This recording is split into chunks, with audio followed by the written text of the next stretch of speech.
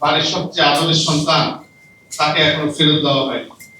এই পরিবারের সাথে যখন আমরা কথা বলি, আমরা জবাব খুঁজে পাই না, তাদেরকে কি জবাব দিব? প্রিয় ভাইরা, আমাদের সংবিধানে যে মৌলিক মানবাধিকার আমাদেরকে দেওয়া হয়েছে, তার মধ্যে 27 নম্বর ধারায় বলা হয়েছে সকল নাগরিক আইনের দৃষ্টিতে সমান। কিন্তু আমরা ইসলামী ছাত্র শিবিরের ভাইরা বিগত 15 বছর দেখেছি আমাদেরকে আইনের দৃষ্টিতে সমান দৃষ্টিতে দেখা হয়নি।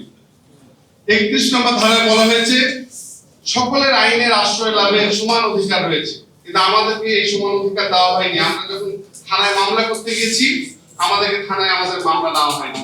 আমরা যখন আমাদের গুম ভাইদের ব্যাপারে আমরা অভিযোগ দিয়েছি, সেটাকে টোটালি আমলে নেওয়া হয়নি। এরপরে 32 নম্বরে বলা হয়েছে ধারায় জীবন ও ব্যক্তির যে স্বাধীনতার বিষয়, অথচ আমাদের এই ব্যক্তি এবং আমাদের জীবনের স্বাধীনতা বিগত সময় ছিল না।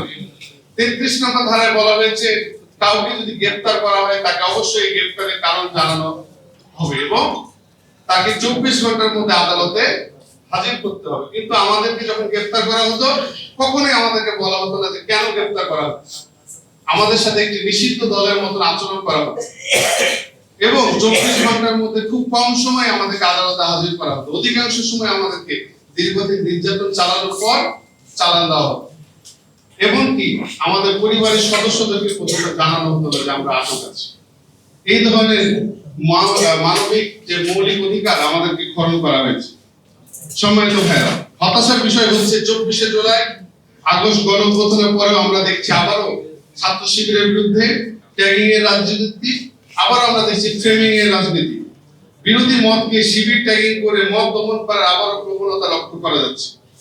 এই ট্যাগিং এর মাধ্যমে হত্যা করা হয়েছিল শহীদ আবরারকে, এই ট্যাগিং এর মাধ্যমে হত্যা করা হয়েছিল বিশ্বজিৎকে। আমরা এই ধরনের রাজনীতি আর দেখতে চাই না। আমরা মনে করি আওয়ামী ফ্যাসিজমকে টিকিয়ে রাখতে পুলিশ বাহিনী সবচেয়ে বেশি ভূমিকা পালন করেছে, অথচ এই পুলিশ বাহিনীতে কোন রকম সংস্কারের আমরা এখন পর্যন্ত চিত্র দেখতে পাচ্ছি না। 1861 সালে লর্ড ক্যানিং যে পুলিশ বাহিনী গঠন করে গেছিল, তারা এই উপমহাদেশের মানুষের উপর যে ধরনের অত্যাচার চালাইছে, তারই ধারাবাহিকতা আমরা এখনো দেখতে পাই। আমরা তার একটি রূপ গতকাল দেখেছি। একজন বিশিষ্ট রাজনীতিবিদ, আমাদের সকলে পরিচিত জনাব নুরুল হক নুরুল সাহেবকে যেভাবে আঘাত করা হয়েছে, এটা কোনো সাধারণ আঘাত না, সরাসরি তার মাথায় আঘাত করা হয়েছে, অর্থাৎ এটা স্পষ্টভাবে তাকে একটা হত্যা চেষ্টা করা হয়েছে। আমরা এই ঘটনার তীব্র থেকে তীব্র প্রতিবাদ জানাই। এই ধরনের পুলিশ আমাদের দরকার নেই, আমাদের জনবান্ধব পুলিশ দরকার, যারা জনগণের হয়ে কাজ করবে, জনগণের গায়ে হাত ধরবে, জনগণকে হত্যার চেষ্টা করবে, এরকম পুলিশ আমাদের দরকার নাই। সম্মানিত উপস্থিতি, আমরা চাই আমাদের যে 7 জন ভাইকে গুম করা হয়েছে, তাদেরকে অতি শীঘ্রই আমাদের মাঝে ফেরত দাও এবং যে সকল আইন শৃঙ্খলা বাহিনীর সদস্যরা এই সকল ঘটনার সাথে জড়িত, তাদেরকে খুঁজে বের করে তাদেরকে শাস্তির ব্যবস্থা করা হবে। আমরা চাই যে জাতীয় গুম কমিশন গঠন করা হয়েছে, সেই গুম কমিশনকে একটি গ্রহণযোগ্য রিপোর্ট আমাদেরকে প্রদান করবে এবং এই অন্তর্বর্তীকালীন সরকারের একটি কার্যকরী ভূমিকা আমরা দেখতে চাই। তবেই আমরা আশাবাদী হব এবং এই মানুষের যে মৌলিক মানবাধিকার তবে ফিরে আসবে ইনশাআল্লাহ। আল্লাহ তাআলা আমাদের গুম ভাইদের পরিবারকে ধৈর্য দান করুন এবং অন্যায় শৃঙ্খল ভেঙে সত্য ও ন্যায়ের বিজয় দান করুন। সবাইকে ধন্যবাদ। আমরা যে একটা গুম কমিশন অভিযোগ করতে হবে, সেটা আমরা কারো কাছ থেকে এবং কারো মাধ্যমে আমরা কোনো খোঁজ খবর পাইনি এবং সুপরামর্শ পাইনি।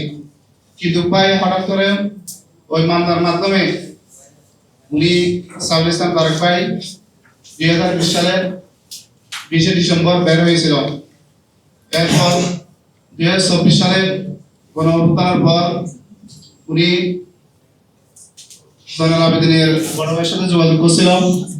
জয়নাল আবেদিন বড় ভাই আমাকে ফোন করছিলাম, ভাইয়ের এরকম ধরা, উনি আমাকে বলছেন সাউল ইসলাম তারেক ভাইয়ের সাথে যোগাযোগ করার জন্য।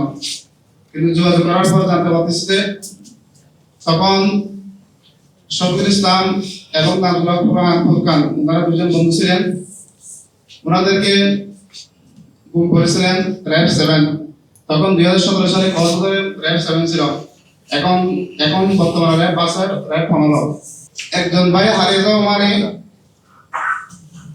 একটি পরিবারকে হারিয়ে যাওয়া। একটি পরিবারের সদস্য হারিয়ে দেওয়া মানে পুরো পরিবারকে হারিয়ে দেওয়ার সমান। আমি অনুরোধ জানাবো মাননীয় উপদেষ্টা মহোদয়কে গুম এবং হত্যার বিচার করার জন্য। আমি আরো অনুরোধ জানাবো যে 7 জন ভাই এখনো ফিরে আসেনি, আমার ভাই সহ তাকে ফিরিয়ে দেওয়ার জন্য। এখনো আমরা ন্যায্য বিচার পাইনি। 24শে জুলাই অভ্যুত্থানের পর যে বিপ্লব শুরু হয়েছিল, এই বিপ্লব যে সাম্যের কথা বলা হয়েছিল, যে আমরা যে সোনার বাংলাদেশ গড়ার জন্য উদ্বুদ্ধ হয়েছিলাম, সে আমরা এখনো সোনার বাংলাদেশ গড়ে তুলতে পারিনি। আমরা চাইব যে ভাইয়েরা অনাহারে নির্বিচারে মানুষদেরকে গুম করেছিল এবং হত্যা করেছিল, সেই বিচার চাই।